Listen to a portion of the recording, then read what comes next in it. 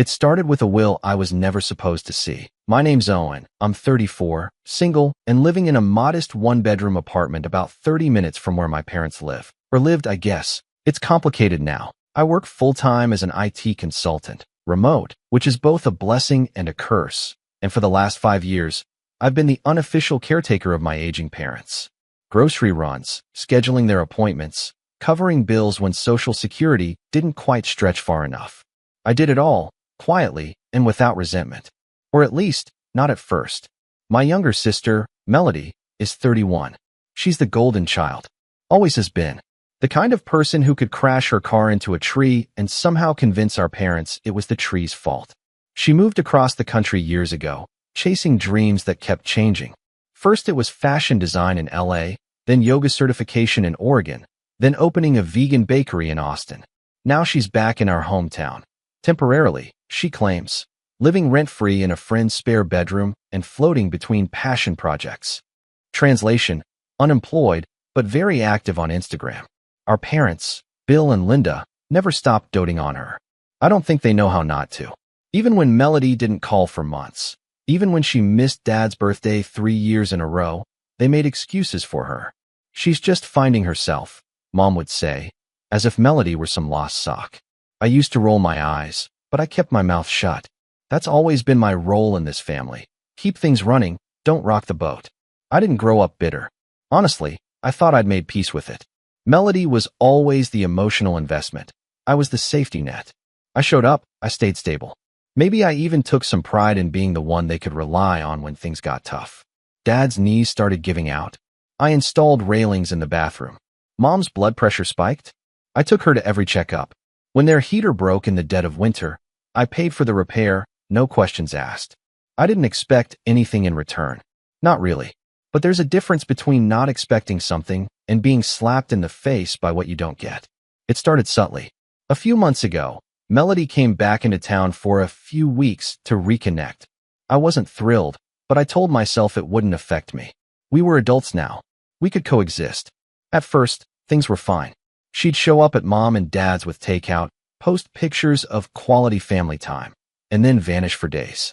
I'd still be the one driving Dad to physical therapy, picking up their prescriptions, and refilling the fridge. Melody would swing in just as I was about to leave and say something like, Owen, still doing the groceries? You're such a good son. It never sounded sincere.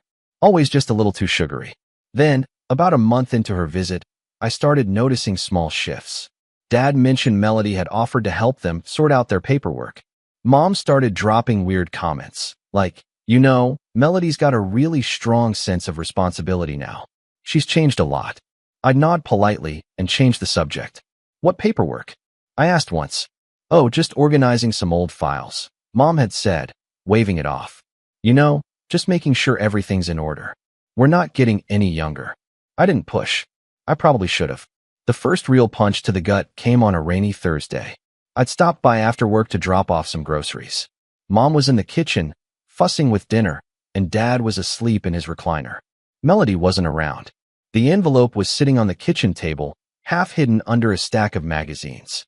Cream-colored, thick paper. Not the kind of envelope you throw away. I wasn't snooping. I swear I wasn't.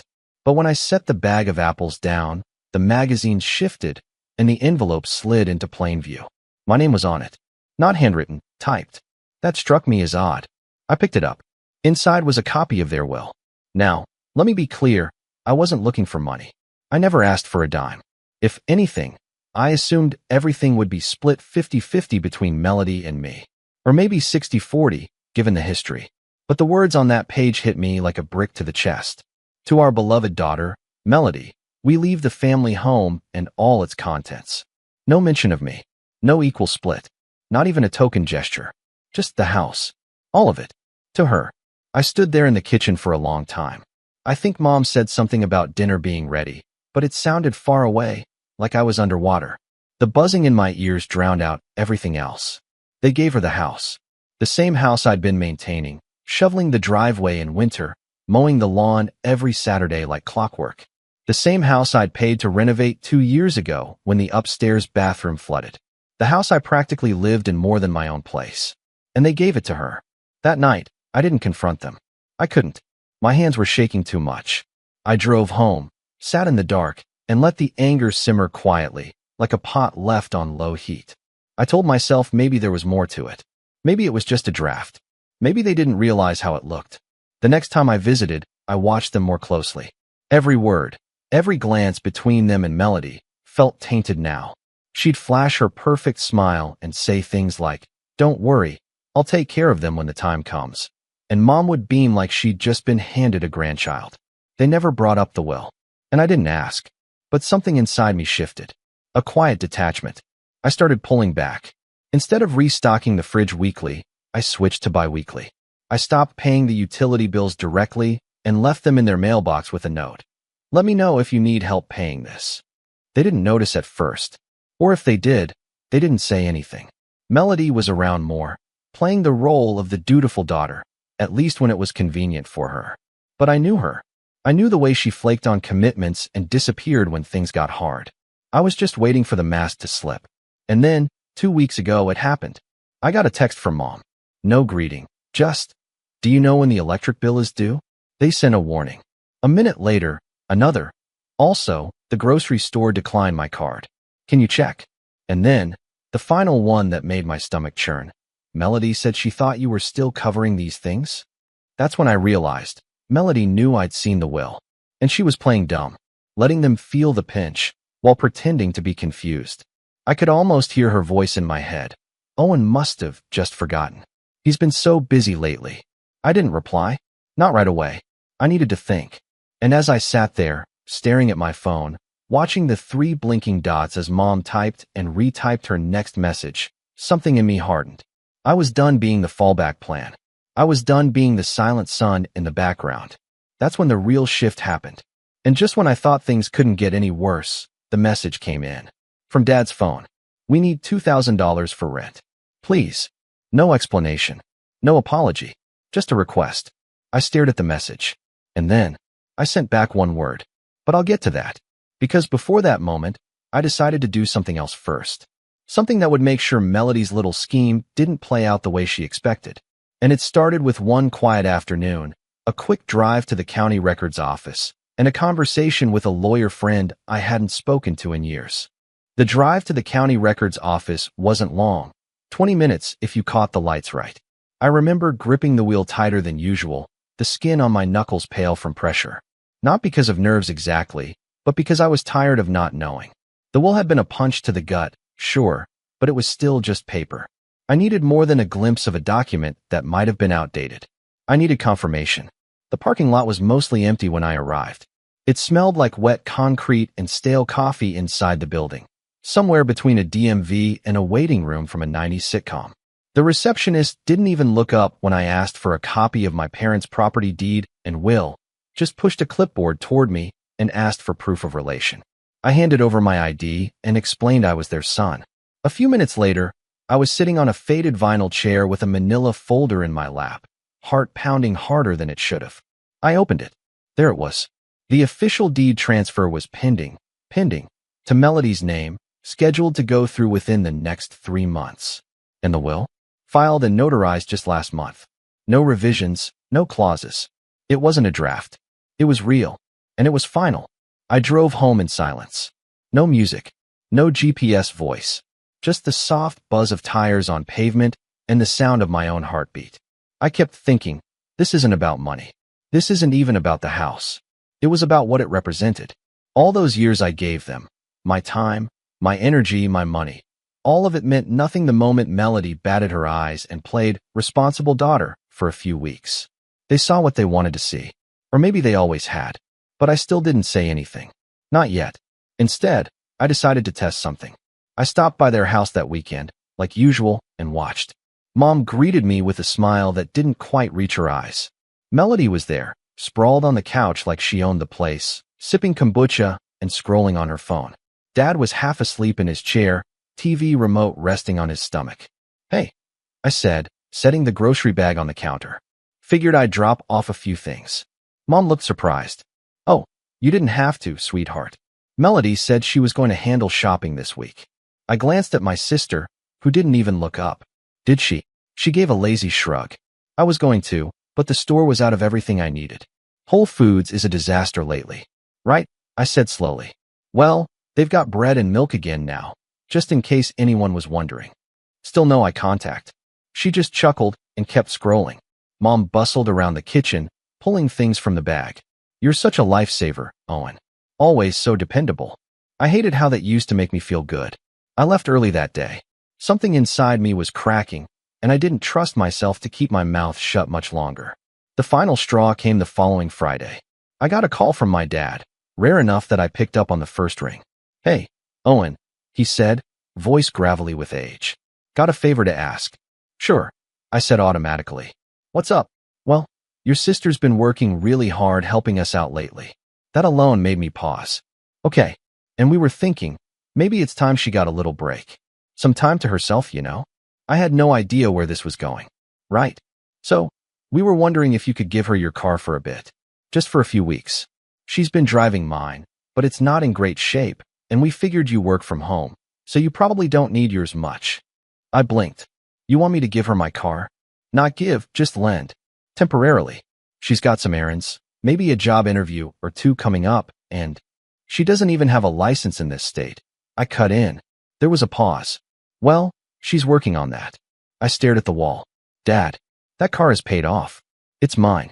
I need it for appointments, errands. You want me to walk so Melody can float around town for imaginary job interviews? Don't be like that, he said quietly. I hung up. No yelling. No explanation. I just ended the call. And that was the moment I knew. This wasn't accidental.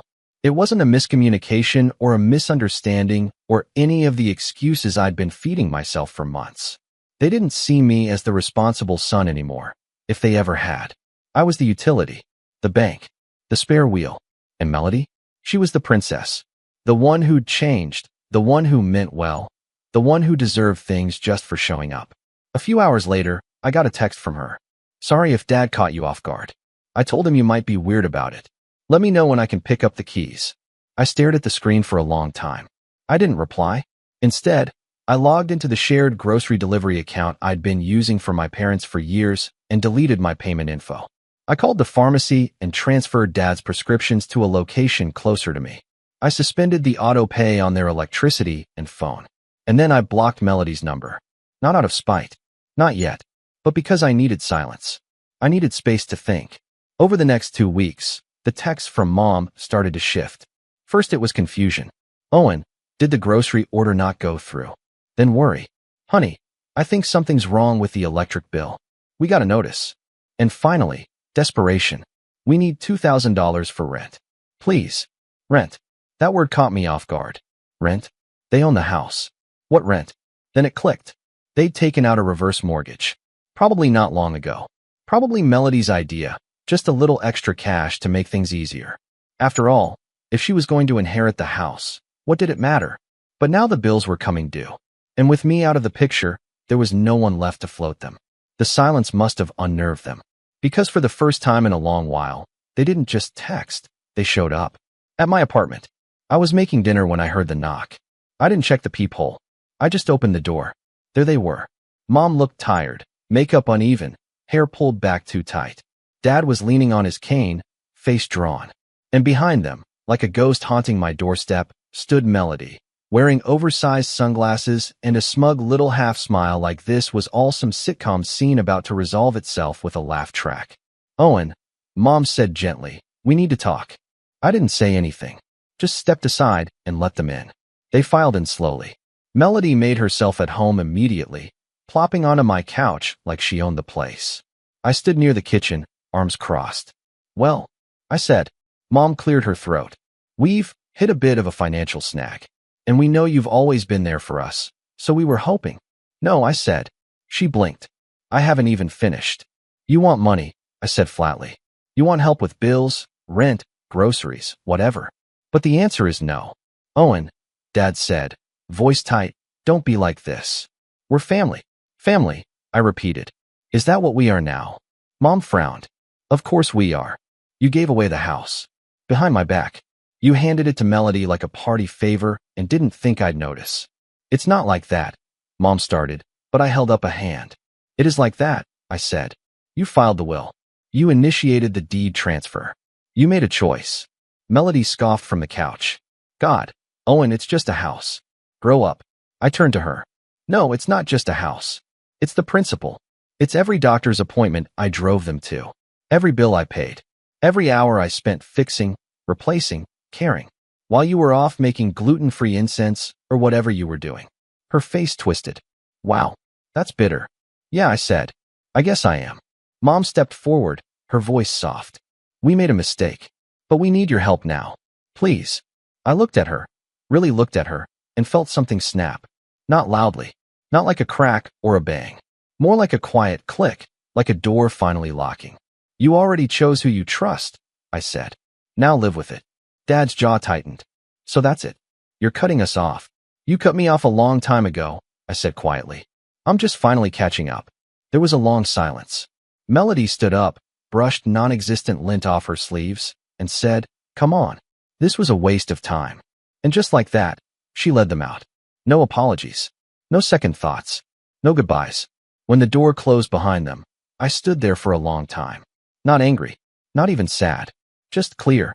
The next morning, I sent back my response to the rent request. One word. No. But this wasn't the end. Because I just uncovered something else in that county office file. A little clause buried in the deed transfer. And Melody had no idea what was coming next. I didn't hear from them again for a while after that confrontation. A few days passed. Then a week. Then two. The silence wasn't loud. It was a relief. There were no passive-aggressive texts, no guilt trips, no just checking in calls from Mom. Even Melody, queen of smug entitlement, stayed quiet. I had half a mind to wonder if they were cooking up something bigger behind my back, but I didn't care. For once in my life, I didn't care what my family thought of me. That silence gave me space. And in that space, I finally heard something I hadn't noticed in years. Myself. See, when you're constantly giving, you stop noticing how much it's draining you. How much of your identity becomes wrapped in the act of being useful. I thought I was just being responsible, loyal, a good son. But the truth was, I'd been running on empty for years, scraping by on scraps of validation. I hit rock bottom slowly, quietly. I don't mean I lost everything. Not in the usual sense. I still had my job, my apartment, my health. But emotionally, it felt like something inside me had cracked open. There were mornings I'd wake up and just stare at the ceiling, wondering what the point was. What was I working for? Who was I showing up for? Certainly not my family. And if not them, then who? It took a few rough weeks before I accepted the answer, me. I was the only one who'd ever shown up for me. That realization didn't hit like a thunderbolt. It settled in like fog, a quiet shift in atmosphere. And once it was there, I knew I had two choices, wallow in it or build something from it. I started small. The day after that thought landed, I shut my laptop early and took myself out to lunch. Not drive-through, not leftovers, an actual sit-down meal at a place I'd always meant to try but never had time for. I sat by the window, ordered something I couldn't pronounce, and watched the world pass by without guilt gnawing at the edges. It felt weird, and then it felt good. From there, I started rebuilding, not just my routine, but my mindset. I cleaned my apartment top to bottom, got a new desk chair that didn't murder my back, went through my finances and realized I was okay. Actually better than okay. Years of frugality had paid off. Without all the extra spending on my parents' bills, I had room to breathe, room to invest. So I did. I signed up for therapy.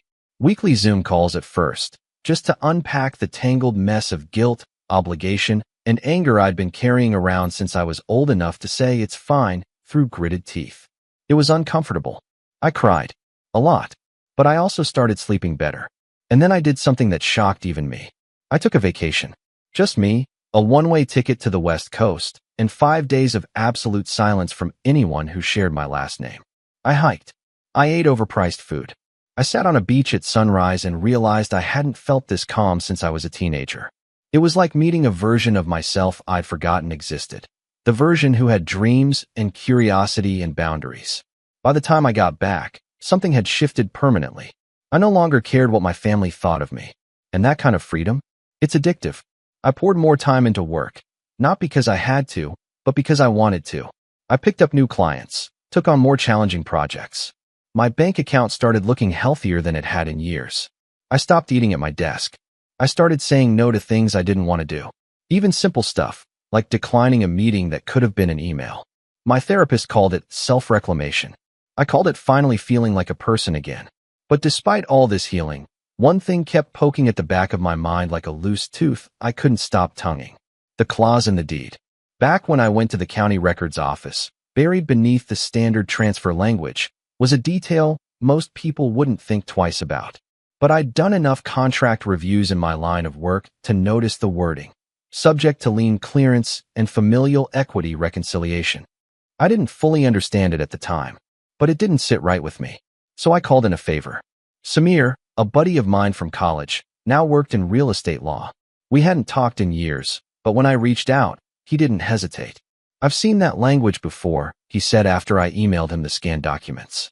It means the house isn't cleanly theirs to transfer yet.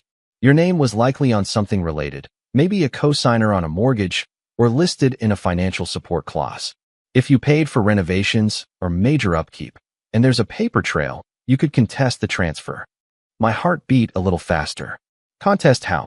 Block it, delay it, even force a buyout. Depends on what you can prove.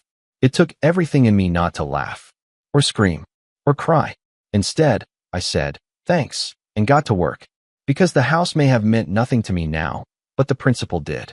So I dug. I spent weekends combing through bank statements, invoices, emails. All those years of paying their heating bills, wiring money for repairs, buying groceries. I had most of it saved. I was that kind of person, the just-in-case type. And now, just in case had become exactly because. Samir walked me through the next steps. A letter of formal intent to challenge the deed. Not a lawsuit, not yet. Just a declaration that I was contesting the ownership due to unacknowledged contributions and unreconciled equity. The county office would flag the transfer as pending dispute, effectively freezing it. I didn't send it right away. I sat with it for a few days. Not out of doubt, out of clarity. I needed to be sure I was doing it for the right reasons. And I was. This wasn't revenge. This was closure. I didn't care if I got the house. I didn't want it. What I wanted was acknowledgement that I'd mattered, that all those years weren't invisible, that I wasn't just a wallet with a heartbeat. When I finally dropped the envelope in the mailbox, I felt lighter than I had in months. It wasn't about what came next. It was about what ended. And I thought that was it. But life, as always, had one more twist waiting for me. Because just when I thought they were done trying to pull me back in, Melody showed up again. This time, not at my door, but on social media. I got tagged in a post by an old neighbor. A photo of my parents' house. Captioned, "Can't believe they're listing it. Such a beautiful place." My stomach dropped. They were trying to sell the house, while it was under dispute. And I knew, with cold certainty, that Melody was behind it. I didn't comment. I didn't like the post. I just picked up the phone and called Samir. And that's when things really started getting messy. Because Melody didn't know what I'd done. She didn't know I'd frozen the deed. She didn't know the sale would be blocked. She didn't know I held the final piece. And when she found out, oh, she was going to lose it. The listing went live 2 days later. I wasn't following Melody, of course. But the internet has a way of delivering what you're trying to avoid. An old classmate sent me a screenshot with the message, "Your folks moving? Thought you'd be the one selling it." The image was unmistakable. Our childhood home, repainted in a trendy shade of gray, the flower beds tidied up, a wide-angle shot that made the tiny backyard look like a country estate. The caption beneath it? Charming family home, lovingly maintained, recently updated. Contact Melody for a private showing. I stared at it for a long time, my fork frozen in midair over a plate of cold leftovers. She was trying to sell the house. The house that wasn't legally hers. The house I'd spent years taking care of. The house they'd quietly gifted her behind my back. That was the moment I knew this wasn't just greed. It was arrogance. Melody genuinely believed she could get away with it. That I would just fade into the background like I always had. But this time, she was trying to profit off my silence. And she had no idea I'd already pulled the pin. I called Samir that same night. "She's trying to list the house," I said, pacing the length of my apartment like a caged animal. "She's got it up on public real estate platforms. She's staging open houses. She's acting like this is a done deal." Samir, calm as ever, didn't even flinch. "Did the county clerk update you?" "Not yet. They will soon," he said. "The dispute filing is active. Once the agents try to process the sale, the title flag will freeze everything." "And she has no idea?" Nope, he said, a bit of satisfaction in his voice. From her side, it'll look like a sudden legal snag. She'll panic. I sank into the couch, heart pounding. Good. But I wasn't satisfied with just good. Not yet. For the first time in years, I wasn't just reacting, I was planning. I could feel the momentum shift. And I knew, if I played this right, Melody's entire little fantasy empire was about to implode. But to make it truly unforgettable, I needed more than just legal filings. I needed to understand her game, and then break it. So I started digging. Melody, for all her flakiness, was always terrible at covering her tracks. Her Instagram was practically a diary. I followed her business account from a burner profile and found gold almost instantly. She was already boasting about the sale, exciting things ahead, saying goodbye to the past to make room for new chapters. DM if interested in a turnkey property. A day later, a selfie in front of the house. Open house this weekend. Manifesting good energy for the next owner. I almost laughed. She was acting like she owned the place, like the years I spent fixing it up had been a favor to her. And the comments, the comments, were filled with her enablers. So proud of you, Mel. You deserve this. New beginnings. It's your season, girl. I took screenshots of everything. And then I kept digging. Turns out, Melody hadn't listed the house herself. She was using a friend, some ex-flame turned amateur real estate agent, who was clearly doing her a favor. The website linked to his brokerage, and with a few clicks, I had his name, his license number, and his contact info. I didn't reach out directly. Not yet. But I made a note. If he was dumb enough to go to escrow without checking the title first, he was in for a rude awakening. Now came the hard part, waiting. I had no idea how quickly the freeze would trigger once someone tried to move on the sale. It could be days. It could be hours. But I wasn't just going to sit back and twiddle my thumbs. So I got proactive. I called a former neighbor, Mrs. Albright. Sweet woman, mid-70s, lived across the street for as long as I could remember. She and my mom used to trade garden tips. She always liked me better than Melody, though. Could never keep it a secret. Mrs. Albright.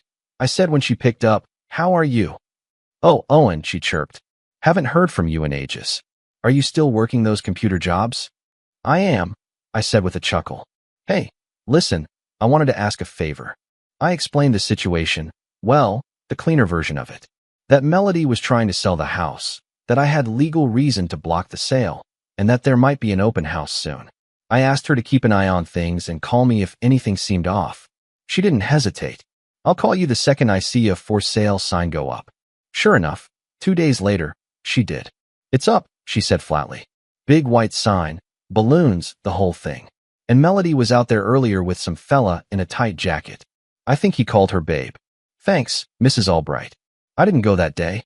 I wanted her to have her moment. I wanted her to parade around, giving smug little tours of my parents' living room, talking up the original crown molding like she even knew what that was. I wanted her to feel like she was winning, because that's what would make the crash hit harder.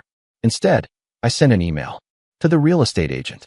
Subject: urgent, property title dispute, 44, Sycamore Lane. Body: Dear Mr. Pruitt, I'm writing to inform you that the property located at 44, Sycamore Lane is currently under a title dispute filed with the county clerk's office. I strongly recommend you verify the status of the deed before proceeding with any sale or transfer. Please consider this your formal notice of dispute. Sincerely, Owen Clark. No threats. No drama. Just facts. Samir approved the wording. Said it was legally unshakable. I CC'd him, too, just to drive the point home. It didn't take long. The next day, I got a furious text from Melody, through an unknown number, since I'd already blocked her personal one. "What are you doing?" I stared at it for a moment, then deleted it without responding. 2 hours later, another message came through, this time from my mother. "Owen, please, call me." And still, I said nothing. Because this wasn't the endgame. Not yet. See, revenge isn't about rage. Not real revenge. Not the kind that leaves a scar. It's about control. And I had it now. The freeze triggered. The sale was blocked. The agent backed off, furious and embarrassed. Melody's little house of cards came tumbling down before she even got an offer in. But I wasn't done. Because I hadn't just stopped the sale. I'd also uncovered something else during my financial digging.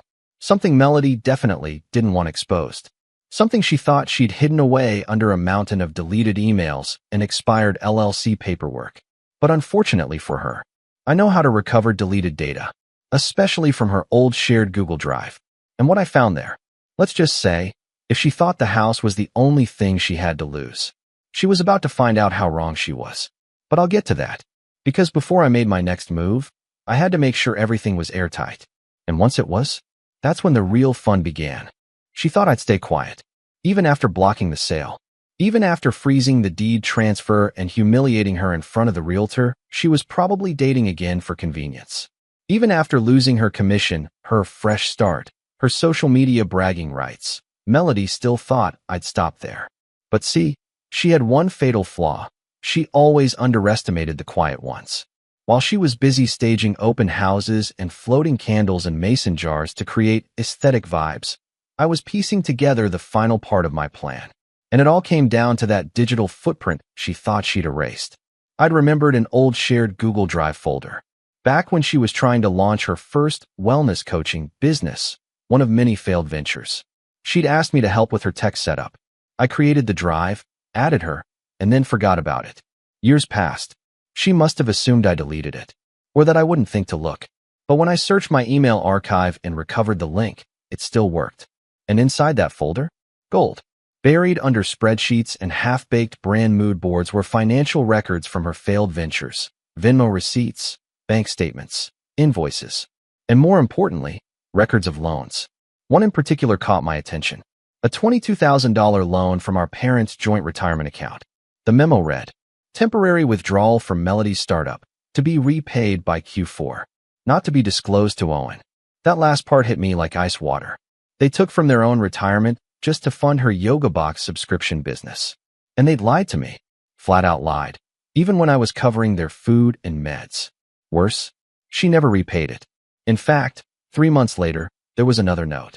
Wrote off repayment. Melody says she's emotionally overwhelmed. Will treat as gift. So, not only did she get the house, they had also burned through what little savings they had left to help her chase dreams she abandoned before the website was even built. And then they expected me to float their bills. I was done, but I didn't just want her to lose. I wanted her to understand the consequences. So I called Samir one last time. Can we trigger a formal audit of the asset transfer? You mentioned familial equity clauses. He whistled through his teeth. If you've got proof of financial favoritism, especially using retirement funds without equal compensation, it'll look like coercive manipulation. In some jurisdictions, that's enough to file for a legal injunction to reverse or void the deed entirely. Do it, I said. He paused. You sure? Yes. I'm done playing nice. Over the next few weeks, we submitted every document. The $22,000 withdrawal, the repairs I'd paid for over the years, the inheritance clause I'd been excluded from, the invoices, the texts, even the screenshots of Melody's listings. All of it. When the legal notice hit her inbox, I knew it had landed because she went radio silent for exactly 48 hours. Then the storm hit. Mom called first. Owen, what are you doing? Melody's a wreck. She's crying. She's overwhelmed. She says you're trying to ruin her life. I stayed quiet until she stopped sputtering. Then I calmly said, she tried to sell a house that wasn't legally hers. She drained your savings. She blocked me out of a will after I spent years taking care of both of you. This isn't revenge. It's reality. She's your sister. No, I said. She's a scam artist who finally got caught. Dad tried calling next. I let it ring. Melody sent me a barrage of texts from a new number. I only read the first one. I hope you're happy. You destroyed everything. You always wanted to be the favorite. Congrats. I muted the thread. Then I got a call from Samir. She's folding, he said. Her lawyer's trying to negotiate. Good, I replied. Make them squirm. We didn't settle. We didn't negotiate. We forced her hand. Under pressure from the title freeze, the financial records, and the looming audit, Melody formally relinquished the deed transfer. The county voided the pending handoff. She lost the house. Just like that. But I wasn't done. I filed a civil suit. I didn't want the house. I never did. But the money? The repairs? The years of unpaid bills? I wanted every cent. And I got them. She had to liquidate most of what was left of her online coaching fund and pay me $34,500 in restitution. She also had to issue a written statement to the court acknowledging that she had misrepresented ownership of the house during the attempted sale. That document is now a matter of public record. The cherry on top? When the real estate agent found out she'd lied to him and nearly cost him his license, he dropped her like a hot brick. No refund on his marketing fees. No more open houses. No more staged kitchens with citrus in bowls. And the community? They saw. Mrs. Albright didn't waste a moment. She told the other neighbors. Word spread like wildfire. Suddenly, Melody wasn't an influencer anymore.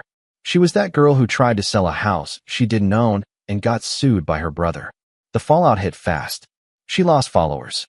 Her coaching page went dark. Her so-called brand partners pulled out. No more #blessed posts. No more manifesting abundance stories. My parents? They were forced to take out a real mortgage on the house again to cover expenses. I didn't help. I moved on. I cut them off, completely this time. Changed my number. Updated my emergency contacts. Blocked every email. For the first time in my life, I put myself first and walked away with clean hands and a clear conscience. I wasn't the villain. I was the wake-up call.